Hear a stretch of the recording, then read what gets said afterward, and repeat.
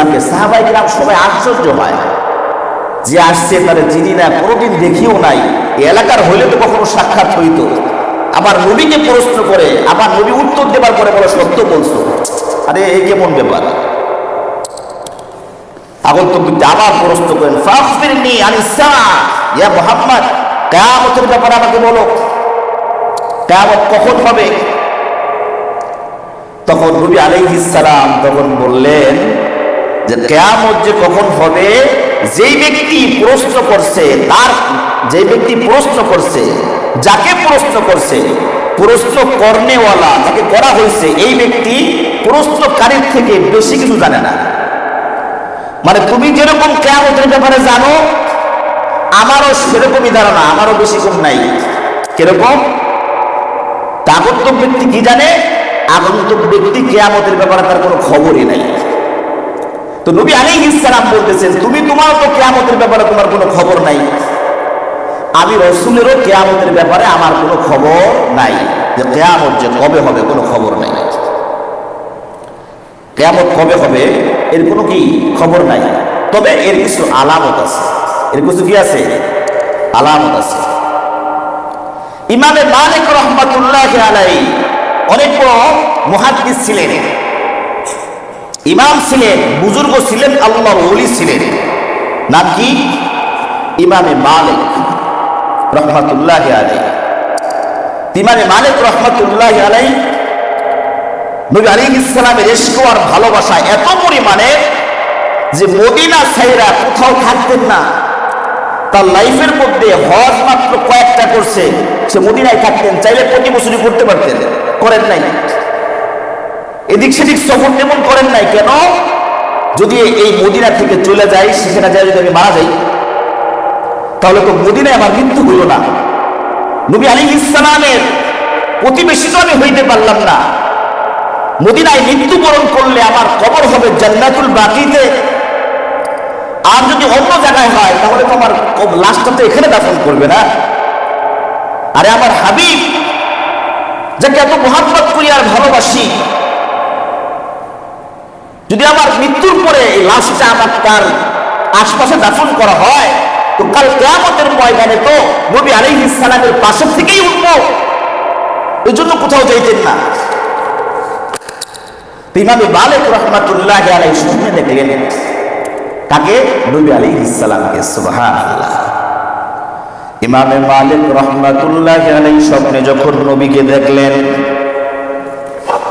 নবী আলাইহিস সালামকে দেখার পরে ইমামে মালিক রাহমাতুল্লাহি আলাইহি নবী আলাইহিস সালামকে জিজ্ঞাসা করলেন, ইয়া রাসূলুল্লাহ, ইয়া হাবিবাল্লাহ, আমার মৃত্যু কবে হবে? আমার মৃত্যুর আর কয়দিন বাকি আছে? নবী আলাইহিস সালাম মুখে কোনো কথা বলেন নাই, শুধু এই হাত দিয়া 5টা আঙ্গুল দেখায় দিয়েছেন। হাত দিয়া 5টা আঙ্গুল দেখাইছেন, আর মুখে কিচ্ছু বলেন নাই।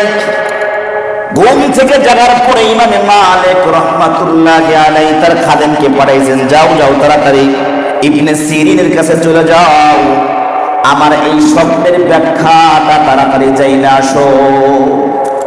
ও আমার খাদেম, শোনো, খবরদার, আমি যে স্বপ্নে দেখছি এই কথা তাকে তুমি বলবা না। খাদেম চলে গেছে। তখন যুগশ্রেষ্ঠ একজন স্বপ্নের ব্যাখ্যাকারী ইবনে সিরিন তার কাছে যাবার পরে সালাম দিয়ে বলতেছে, হযরত, একটা স্বপ্নের ব্যাখ্যা একটু জানতে চাই। তা বলো। একজন ব্যক্তি নবী আলাইহিস সালামকে স্বপ্নে দেখছেন, দেখার পরে জিজ্ঞাসা করছেন, আমার মৃত্যু কবে হবে, আমার মরণ কবে হবে জিজ্ঞাসা করছেন। নবী আলাইহিস সালাম মুখে কোনো কথা বলেন নাই, হাত দিয়ে 5টা আঙ্গুল দেখায় দিয়েছেন। ইবনে সিরিন বলতেছেন, স্বপ্নটা কেরা দেখছে, তাড়াতাড়ি কও। খাদেম বলতেছে, না না, এই কথা কম যাইব না।